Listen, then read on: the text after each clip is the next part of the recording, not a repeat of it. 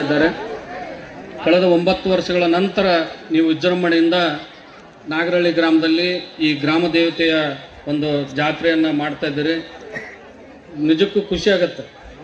ನೀವೆಲ್ಲ ಪಕ್ಷಾತೀತವಾಗಿ ಜಾತ್ಯತೀತವಾಗಿ ಎಲ್ಲರನ್ನ ಕರೆದು ನನಗೆ 3 ದಿನ ಅಂತರೂ ಭಾಳಷ್ಟು ಜನ ಹಿರಿಯರು, ಯುವಕರು ಮತ್ತು ನಮ್ಮ ರೈತರು ಮಧ್ಯಾಹ್ನ ಊಟಕ್ಕೆ ಬರ್ಬೇಕ್ರಿ, ಪ್ರಸಾದಕ್ಕೆ ಬರ್ಬೇಕಂತಂದು ನಮ್ಮೂರಾಗನ ಹಬ್ಬ ಐತೆ ಅನ್ನೋ ಒಂದು ವಾತಾವರಣದಾಗ ಭಾಳಷ್ಟು ನಿಮ್ಮ ಯಾರ್ಯಾರು ಸ್ನೇಹಿತರು ಅದಾರ, ಸಂಬಂಧಿಕರು ಅದಾರ, ಅವ್ರನ್ನೆಲ್ಲ ಕರೆದು ಇಡೀ ಊರಿನ 3 ದಿನದಿಂದ ವಿಜೃಂಭಣೆಯಲ್ಲಿ ಅದಿರಿ.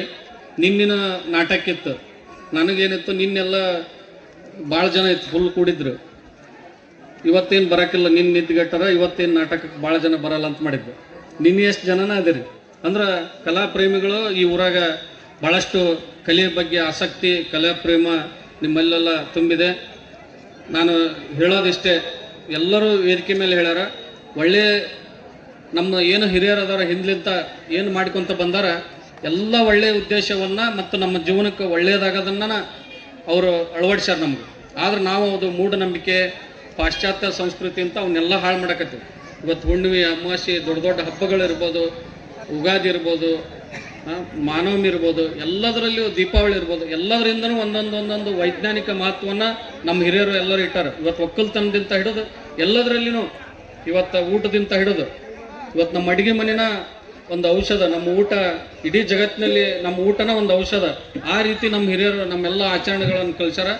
ನಾವು ನಮ್ಮ ಒಕ್ಕಲ್ತನದಿಂದ ಹಿಡಿದು ಎಲ್ಲವನ್ನ ಇವತ್ತು ಅನೇಕ ರೋಗಗಳು ಬರ್ಬೇಕಂದ್ರೆ ಭಾಳಷ್ಟು ಕೀಟನಾಶಕ, ರಸಗೊಬ್ಬರ ಇವನ್ನೆಲ್ಲ ಬಿಟ್ಟು, ಯಾಕಂದ್ರೆ ನಮ್ಮದು ಕೃಷಿ ಅವಲಂಬಿತ ದೇಶ, 70% ರೈತರದೇವಿ ಮತ್ತು ರೈತಾಪಿದ ಹೊಂದಿದಂಥರದೇವಿ. ಇವತ್ತು ಎಲ್ಲರೂ ಹಳೆಯ ಪದ್ಧತಿ ಅಂತ ಹೆಚ್ಚು, ಯಾಕಂದ್ರೆ ಮುಂದೆ ಎಲ್ಲವನ್ನ ಎ ಐ ಅಂತೇವಲ್ಲ, ಈಗ ಫ್ಯೂಚರ್ ಎಲ್ಲ ರೆಡಿ ಮಾಡ್ಬೋದು. ಆದ್ರೆ ಊಟಕ್ಕೆ ಆಹಾರ ಮಾತ್ರ ಅದು ಭೂಮಿಯಿಂದನೇ ಬೆಳಿಬೇಕು. ನಿಶ್ಚಿತವಾಗಿ ಈ ದೇಶದಲ್ಲಿ ಮುಂದಿನ ದಿನಮಾನಗಳಲ್ಲಿ ರೈತಗೆ ದೊಡ್ಡ ಬೆಲೆ ಬರ್ತೈತಿ. ರೈತನ ಈ ನಾಡಿನ ದೊರೆ ಆಗ್ತಾನ. ನೀವು ಒಳ್ಳೆ ರೀತಿ ಒಕ್ಕಲ್ತನವನ್ನು ಮಾಡ್ರಿ, ಅಲ್ಲಿ ದುಡಿಯೋದು ಹೋಗೋದಕ್ಕಿಂತ ನಮ್ಮಲ್ಲಿ ಇದ್ದು ನೀವೇ ಸ್ವತಃ ದುಡಿರಿ ಹೊಲದಾಗ ಹೋಗಿ.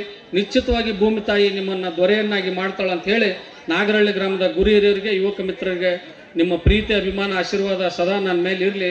ನಾ ಸದಾ ನಿಮ್ಮ ಜೊತೆ ಇರ್ತೇನೆ ಅಂತ ಹೇಳಿ ನನ್ನ 4 ಮಾತು ಮುಗಿಸ್ತೀನಿ. ಜೈ ಹಿಂದ್, ಜೈ ಕರ್ನಾಟಕ. ನಾಗರಹಳ್ಳಿ ಗ್ರಾಮದೊಳಗ ಭಕ್ತಿ ಭಾವ ತುಂಬಿ ತುಳುಕ್ತಾ ಇದೆ. ಆ ಗ್ರಾಮ ದೇವತೆ ಅಂದ್ರೆ ಏನಪ್ಪಾ ಅಂತಂದ್ರ ನಮ್ಮ ಗ್ರಾಮವನ್ನ ರಕ್ಷಣೆ ಮಾಡ್ತಕ್ಕಂಥ ಒಬ್ಬ ತಾಯಿಯ ಒಂದು ಜಾತ್ರಾ ಮಹೋತ್ಸವವನ್ನ 9 ವರ್ಷದ ನಂತರ ಅದ್ದೂರಿಯಾಗಿ ಮಾಡಿರ್ತಕ್ಕಂಥ ನಾಗರಹಳ್ಳಿ ಗ್ರಾಮದ ಎಲ್ಲ ಗುರು ಹಿರಿಯರಿಗೆ ಧನ್ಯವಾದಗಳನ್ನ ತಿಳಿಸ್ಲಿಕ್ಕೆ ಇಷ್ಟಪಡ್ತೀನಿ. ಯಾಕಪ್ಪ ಅಂತಂದ್ರ ನಮ್ಮನ್ನ ಕಾಯೋರು ಯಾರಪ್ಪ ಅಂತಂದ್ರ ಗ್ರಾಮ ದೇವತೆ. ಗ್ರಾಮ ದೇವತೆ ತಣ್ಣಗಿದ್ರ ಆ ಊರು ಶಾಂತಿ ಇರ್ತೈತೆ ಅಂತ. ಹಂಗ ಇವತ್ತು ಆ ಗ್ರಾಮ ದೇವತೆಯನ್ನ ನೀವು ಖುಷಿ ಪಡಿಸಿರ್ತಕ್ಕಂತಹ ಒಂದು ಕೀರ್ತಿ ಇವತ್ತು ನಾಗರಹಳ್ಳಿ ಗ್ರಾಮಕ್ಕೆ ಸಲ್ತೈತಿ. ಇವತ್ತು ನೋಡ್ರಿ, ಅಣ್ಣ ತಂಗಿ ಅಂತ ನಾಟಕ ಹಚ್ಚಿರಿ. ಈ ಜಾತ್ರೆಗೂ ಮತ್ತು ಅಣ್ಣ ತಂಗಿ ನಾಟಕಕ್ಕೂ ಬಹಳ ಸಂಬಂಧ ಐತಿ. ಏನ್ ಸಂಬಂಧಪ್ಪ ಅಂತಂದ್ರ, ಊರೊಳಗೆ ಜಾತ್ರೆ ಆದ್ರ ತಂಗಿ ಖುಷಿಲಿಂತ್ರ ಅಣ್ಣನ ಮನೆಗೆ ಬರ್ತಾಳ. ಆದ್ರೆ ಇವತ್ತಿನ ಕುಟುಂಬಗಳು ಹೆಂಗಾಗ್ಯಾವ ಅಂದ್ರ, ಮದುವೆ ಆಗಿ ಹೆಂಡತಿ ಬಂದು 1 ವರ್ಷ ಆಗಿರಂಗಿಲ್ಲ, ಆಗಲೇ ಅಕ್ಕ ತಂಗಿಯರನ್ನು ದೂರ ಮಾಡ್ತಕ್ಕಂತಹ ಕಾಲಗಳು, ಇವತ್ತು ಕೆಟ್ಟ ಕಾಲಗಳು ಬಂದಿದಾವ. ಇವತ್ತು ಏನಪ್ಪಾ ಅಂತಂದ್ರೆ ಅಕ್ಕ ತಂಗಿ ಯಾವಾಗ ಮನಿಯೊಳಗ ಬಂದು ಉಂಡು ತಿಂದು ಹರಿಸಿ ಹೋಗ್ತಾಳ, ಅವತ್ತು ಆ ಮನಿ ಬೆಳಗ್ತೈತಿ. ಆ ಮನಿ ಬೆಳಗ್ಬೇಕಂದ್ರೆ ನೀವೆಲ್ಲ ಅಕ್ಕ ತಂಗಿಯರಿಗೆ ಕರೆಸಿ ಅವ್ರಿಗೆಲ್ಲ ಖುಷಿ ಪಡಿಸ್ತಕ್ಕಂತಹ ಒಂದು ಇದನ್ನ ನೀವು ಕೆಲಸ ಮಾಡಿದ್ದ ನಿಜ ಆದ್ರ ಅದು ನಿಮ್ಮ ಮನಿ ಬೆಳಗ್ತೈತಿ. ಅಂತ ಒಂದು ಸಂದರ್ಭವನ್ನ ಆ ಗ್ರಾಮ ದೇವತೆ ತಾಯಿ ಇವತ್ತು ನಿಮಗೆ ಕಲ್ಪಿಸಿಕೊಟ್ಟಾಳ. ಅದಕ್ಕೆ ಈ ಹಿರಿಯರು, ನಮ್ಮ ಯುವಕ ಮಿತ್ರರು ಆ ಒಂದು ಸಂದರ್ಭವನ್ನ ಇವತ್ತು ಕಲ್ಪಿಸಿದಾರ. ಈ ನಾಟಕ ನೋಡ್ರಿ, ನಾಟಕದೊಳಗ ಒಳ್ಳೇದು ಬರ್ತ, ಕೆಟ್ಟದ್ದು ಬರ್ತ. ಒಳ್ಳೆಯ ವಿಚಾರವನ್ನ ನೀವು ಮನೆಗೆ ತಗೊಂಡವ್ರಿ, ಕೆಟ್ಟ ವಿಚಾರಗಳನ್ನ ಇಲ್ಲಿ ಬಿಡ್ರಿ. ಇಂಥ ಒಂದು ಟಿವಿ ಮಾಧ್ಯಮ, ಇವತ್ತು ಮೊಬೈಲ್ ಕಾಲದೊಳಗ ಇಂಥ ಒಂದು ಕಲೆಯನ್ನ ಇವತ್ತು ನಿಮ್ಮೂರಿನ ಗ್ರಾಮದ ಯುವಕರು ಉಳಿಸ್ಬೇಕು, ಬೆಳೆಸ್ಬೇಕಂತ ಇವತ್ತು ಅಚ್ಚುಕಟ್ಟಾಗಿ ಒಂದು ನಾಟಕವನ್ನ ಇವತ್ತು ಆಯೋಜನೆ ಮಾಡಿದಾರ. ಅದಕ್ಕೆ ತಾವೆಲ್ಲರೂ ಕೂಡ ಅದಕ್ಕೆ ಪ್ರೋತ್ಸಾಹವನ್ನ ನೀಡ್ರಿ, ಹರಿಸಿ ಬೆಳೆಸಿ ನಿಮ್ಮ ಮಕ್ಕಳನ್ನ ಬೆಳೆಸ್ರಿ. ಯಾರು ಕೂಡ ಕೆಟ್ಟ ಚಟಗಳನ್ನ ಮಾಡ್ಬೇಡ್ರಿ. ಯುವಕ ಮಿತ್ರರಿಗೆ ನಾ ಹೇಳೋದು ಒಂದ, ಇವತ್ತು ನೋಡ್ರಿ, ರೈತರಿಗೆ ಅನ್ನ ಹಾಕ ರೈತ ಬೆಳೆದಿಲ್ಲ. ಇವತ್ತು ಗುಟ್ಕಾ, ಸಿಗರೇಟ್, ಮದ್ಯಪಾನ ಮಾಡ್ತಕ್ಕಂಥವ್ರು ತಾಜ್ ಮಹಲ್ ಅನ್ನ ಕಟ್ಟಿಸ್ತಕ್ಕಂಥ ಪರಿಸ್ಥಿತಿ ಬಂದೈತಿ. ಇವತ್ತು ಕೆಟ್ಟ ಚಟಗಳಿಂದ ನೀವೆಲ್ಲ ದೂರಾಗಿ ಒಳ್ಳೆ ಮಕ್ಕಳಾಗಿ ಗ್ರಾಮ ದೇವತೆ ಆಶೀರ್ವಾದಕ್ಕೆ ಪಾತ್ರರಾಗ್ರಿ ನಾನು ಎರಡು ಮಾತು ಮುಗಿಸ್ತಾ ಇದ್ದೀನಿ. ಗ್ರಾಮ ದೇವತೆ ಬಗ್ಗೆ ನಮ್ಮ ಕುಮಾರಸ್ವಾಮಿ ಅವರು ಆಗಲೇ ಚೆನ್ನಾಗಿ ಹೇಳಿದ್ರು. ಆದಿ ದೇವತೆ ಅಂತ ನಾವೇನು ಪೂಜೆ ಮಾಡ್ತೀವಿ, ಆದಿ ಅಂದ್ರೇನು ಪ್ರಾರಂಭ. ನಮ್ಮೆಲ್ಲರ ಒಂದು ಪ್ರಾರಂಭ ಆಗೋದು ದೇವತೆಯಿಂದ. ನಾವೆಲ್ಲ ದೇವತೆ ಆರಾಧಕರು. ವಿಜಯದಶಮಿ ದಿವಸದಾಗ ನೋಡಿದಾಗ ಒಂದು 8 ರಿಂದ 9 ದೇವತೆಗಳನ್ನು ಪೂಜೆ ಮಾಡ್ತೀವಿ. ಆ ಆದಿ ದೇವತೆಯನ್ನು ಪೂಜೆ ಮಾಡಲಾರ್ದ್ರೆ ಬೇರೆ ಯಾವ ಕೆಲಸನೂ ಆಗೋದಿಲ್ಲ ಶಾಸ್ತ್ರದಲ್ಲಿ. ಹಾಗಾಗಿ ಈ ಕಾರ್ಯಕ್ರಮಕ್ಕೆ ತಾವೆಲ್ಲರೂ ಶ್ರದ್ಧೆಯಿಂದ ಪವಿತ್ರತೆಯಿಂದ ಮಾಡಿರ್ತೀರಿ. ಈ ಕಾರ್ಯಕ್ರಮಕ್ಕೆ ಯಾಕೆ ಬರಬೇಕು ಅನ್ನೋದಂದ್ರೆ, ಎಲ್ಲಿ ಶ್ರದ್ಧೆ ಪೂಜೆಯಿಂದ ಒಂದು ಪೂಜೆ ಸಲ್ಲಿರ್ತದಲ್ಲ ಆ ಸ್ಥಳಕ್ಕೆ ಬಂದ್ರೆ ಪುಣ್ಯ ದೊರಕುತ್ತೆ. ಹಾಗಾಗಿ ನಾ ಗದಗ್ನಿಂದ ಓಡೋಡಿ ಬಂದೀನಿ. ಅಟ್ಲೀಸ್ಟ್ ಈ ಊರು ಬಿಟ್ಟು ಹೋದ್ರೆ ನೀವು ಮಾಡೋಂಥ ಶ್ರಮಕ್ಕೆ ನಮಗೊಂದು ಚೂರು ಪುಣ್ಯ ಸಿಗಲಿ ಅನ್ನೋ ಆ ದೃಷ್ಟಿಯಿಂದ ನೀವೆಲ್ಲ ಊರಿನ ಬಳಗವನ್ನು ಕಳೆದಿರ್ತೀರಿ, ಎಲ್ಲರೂ ಸೇರಿರ್ತೀರಿ. ಸೇರಿ ಈ ವಿಜೃಂಭಣೆಯಿಂದ ಈ ಆಚರಣೆಯನ್ನು ನೀವು ಮಾಡಿರ್ತೀರಿ. 9 ವರ್ಷ ನಂತರ ಮಾಡಕತ್ತೀರಿ ಅಂದ್ರೆ ಭಾಳ ಅದ್ದೂರಿಯಾಗಿ ಮಾಡಿದ್ದೀರಿ. ಎಲ್ಲದನ್ನು ನೋಡಿದ್ರೂ ಆ ಗ್ರಾಮ ದೇವತೆ ನಿಮಗೆಲ್ಲರಿಗೂ ಒಳ್ಳೆಯದನ್ನು ಮಾಡ್ತಾಳೆ ಅನ್ನೋ ಒಂದು ಅನಿಸಿಕೆಯನ್ನು ಹೇಳ್ತಾ, ನಾಟಕ ಅಂತೂ ಭಾಳ ಅದ್ಭುತವಾದಂತೆ ಒಂದು ನೀತಿಯನ್ನು ಕಲಿಸುವಂಥದ್ದು ಇರ್ತದೆ. ಅಕ್ಕ ತಂಗಿಯಂದ್ರ ಸಂಬಂಧ ಆಗ್ಬೋದು, ಕೇವಲ ಕುಟುಂಬದಷ್ಟೇ ಅಂತ ತಿಳ್ಕೊಬೇಡ್ರಿ. ನಮಗಿರುವ ಕುಟುಂಬದ ಸಮಸ್ಯೆಗಳನ್ನು ಹೇಳ್ತಾ ಹೋದ್ರೆ ಭಾಳ ತಗತ್ತ. ಆ ಕುಟುಂಬದ ಬಗ್ಗೆನೇ ಕೆಲವೊಮ್ಮೆ ಈ ಹಿರಿಯರು ವಿಚಾರ ಮಾಡ್ಬೇಕು. ಈ ರೀತಿ ಕಾರ್ಯಕ್ರಮ ಸೇರಿಸಿ ಒಬ್ರಿಗೆ 1 ತಾಸು ಕುಟುಂಬದ ಬಗ್ಗೆ ಹೇಳಿಸ್ಬೇಕು. ಮನೆ ಹಾಳ TV ಸೀರಿಯಲ್ಗಳನ್ನು ಬಿಡಬೇಕು. ಎಲ್ಲರೂ ಒಟ್ಟಾಗಿರೋದನ್ನ ಕಲಿಬೇಕು. ಸಣ್ಣದಾಗಿ ಮನೆ ಒಡ್ಕೊಂಡು ಹೋಗಬಾರ್ದು. ಎಲ್ಲರೂ ಒಂದಾಗಿ ಬಾಳ್ಬೇಕು ಅನ್ನೋದನ್ನು ಹೇಳೋದು ಭಾಳ ಅವಶ್ಯದ. ಕೂಡಿರೋ ಕುಟುಂಬಗಳನ್ನ ನೋಡೋದು ಅಪರೂಪ. ನಮ್ಮ ಗದಗ್ನಾಗಂತೂ ಭಾಳ ಕಷ್ಟ. ಮದುವೆ ಬರೋದ್ಲೆ ಹೊರಗೆ ಹೋಗ್ಬಿಡೋಂಥ ಚಾಳಿ ಇದಾವೆ. ಅಥವಾ ಅತ್ತಿ ಸೊಸೆ ಇದಾರೆ ಅಂದ್ರೆ ಕನ್ಯೆ ಕೊಡೋದು ದುರ್ದ ಒಂದು ಕೆಟ್ಟ ಕಾಲ ಬಂದದ. ಅವೆಲ್ಲವೂ ನಿವಾರಣೆ ಮಾಡಿ ಗ್ರಾಮದ ತಮಗೆಲ್ಲ ಒಳ್ಳೇದು ಮಾಡಲಿ. ಜೊತೆಗೆ ಮುಖ್ಯವಾಗಿ ನನ್ನ ಭಾಳ ಸಂಬಂಧದ ನಾಗರಹಳ್ಳಿಯಲ್ಲಿ ನನ್ನ 5-6 ಅತ್ಯಂತ ಸ್ನೇಹಿತರಿದ್ದಾರೆ. ಅವರೆಲ್ಲ ಪ್ರೀತಿಯಿಂದ ಒಂದು ಕರೆ ಮಾಡಿದಕ್ಕೆ ಬರಲೇಬೇಕಾದಂಥ ಅನಿವಾರ್ಯತೆ ಉಂಟಾಗಿ ತಮ್ಮೆಲ್ಲರ ಒಂದು ಪ್ರೀತಿ ಇದೇ ರೀತಿ ನನ್ನ ಮೇಲೆ ಇರಲಿ, ನಾವು ನಿನ್ನ ಸೇವೆಗೆ ಜೊತೆಗೆ ಇರ್ತೀನಿ ಅಂತ ಹೇಳಿ ನನ್ನ ಮಾತಿಗೆ ವಿರಾಮ ಇಡ್ತೀನಿ.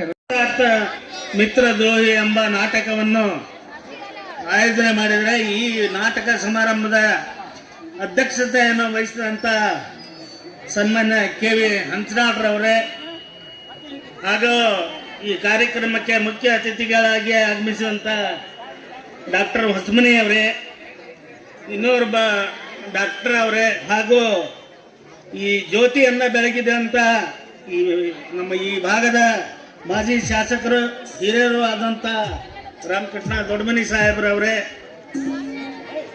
ಮಾಜಿ ಜಿಲ್ಲಾ ಪಂಚಾಯತಿ ಅಧ್ಯಕ್ಷರೇ ಹೇಮಗಿರಿ ಸಾವನಾಳ್ ಅವರೇ, ಕುಮಾರಸ್ವಾಮಿ ಹಿರೇಮಠ ಅವರೇ, ಇನ್ನೂರ ಗ್ರಾಮ ಪಂಚಾಯತಿಯ ಮೇಡಮ್ ಅವರೇ, ವೇದಿಕೆ ಮೇಲೆ ಆಸೀನರಾದಂಥ ನಾಗರಹಳ್ಳಿ ಗ್ರಾಮದ ಗ್ರಾಮ ಪಂಚಾಯತಿಯ ಅಧ್ಯಕ್ಷರೇ, ಸದಸ್ಯರೇ, ಎಲ್ಲ ಗಣ್ಯಮಾನ್ಯರೇ, ಹಿರಿಯರೇ, ಈಗಾಗಲೇ ಭಾಳ ಮಾತನಾಡಬೇಡ್ರಿ, ಒಂದು 2 ಮಾತು ಹೇಳ್ಯಾರ. ಅದಕ್ಕೆ ಜಾಸ್ತಿ ನಾನು ಮಾತಾಡಲಿಕ್ಕೆ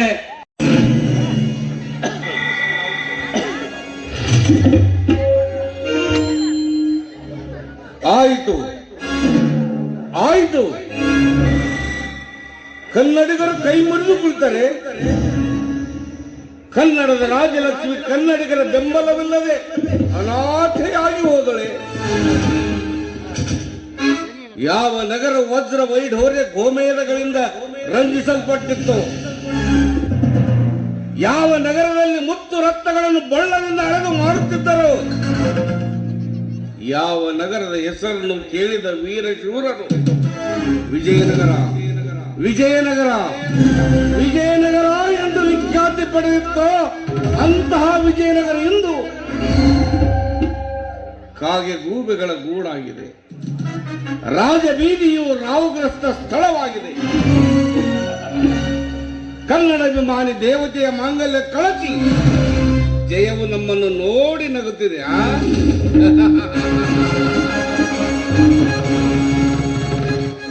ನಗುವೆಯ ಎಚ್ಚಮ್ಮ, ನಿನಗೇಕೆ ಎಚ್ಚಮ್ಮ ಎನ್ನುವ ಬಿರುದು, ನಿನಗೇಕೆ ಕನ್ನಡಿಗರ ಗಂಡುಗಲಿ ಎನ್ನುವ ಪೊಗರು, ಮಣ್ಣು ಹೈಕೊಳ್ಳಬೇಕು ನಮ್ಮ ಈ ಬಿರುದುಗಳಿಗೆ.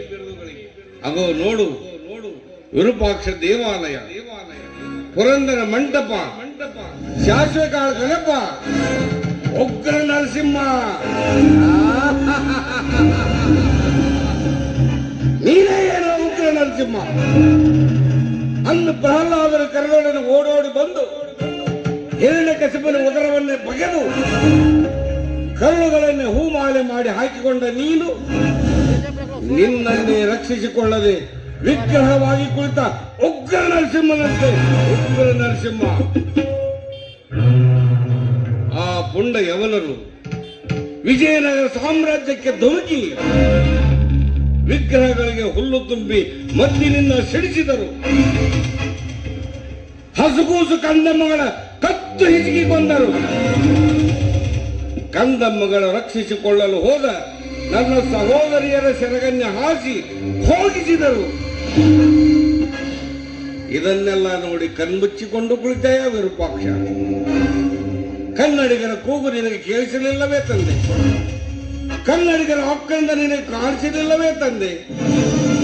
ಇಲ್ಲ ಇಲ್ಲ, ನಮಗೆ ಯಾವ ದೇವರು ಇಲ್ಲ. ನಮ್ಮ ಪಾಲಿಗೆ ಎಲ್ಲಾ ದೇವರು ಸತ್ತು ಹೋಗಿವೆ. ಎಲೆ ಪುಂಡ ಯವನರೇ, ವಿಜಯನಗರ ಸಾಮ್ರಾಜ್ಯವನ್ನು ಹಾಳು ಮಾಡಿದ ನಿಮ್ಮ ಕೈ ಕಾಲು ರುಂಡ ಮಂಡಗಳನ್ನು ಕತ್ತರಿಸಿ ಹಿಮಾಲಯದಾಚೆ ಚಲ್ಲಿ ರಕ್ತ ನೌಕರಿಯಾಡಿ ನಿಮ್ಮ ರಕ್ತದಿಂದ ಕನ್ನಡ ತಾಯಿ ಭುವನೇಶ್ವರಿಗೆ ತಿಲಕ ಬಿಟ್ಟಾಗಲೇ ಈ ಹೆಚ್ಚಮ ನಾಯಕರಿಗೆ ಸಮಾಧಾನ. ಕನ್ನಡ ವೀರರೇ, ಕನ್ನಡ ಶೂರರೇ, ಹೇಳಿರಿ, ಎದ್ದೇಳಿರಿ, ಎತ್ತರಾಗಿರಿ. ಜೈ ವಿರೂಪಾಕ್ಷ, ಜೈ ತಿರುಮಲ ಲಿಂಬೇಶ, ಜೈ ಕನ್ನಡ ತಾಯಿ ಭುವನೇಶ್ವರಿ.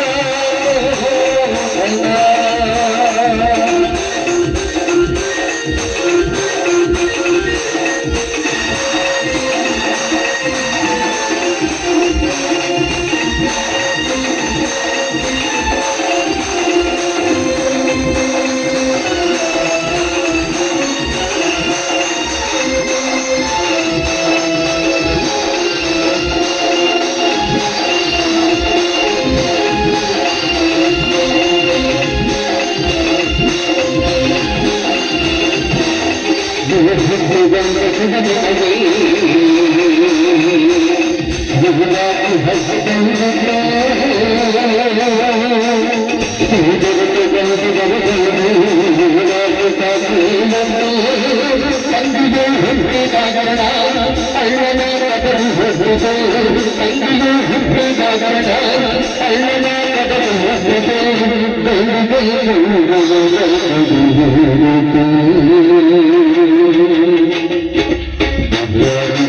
Yeah.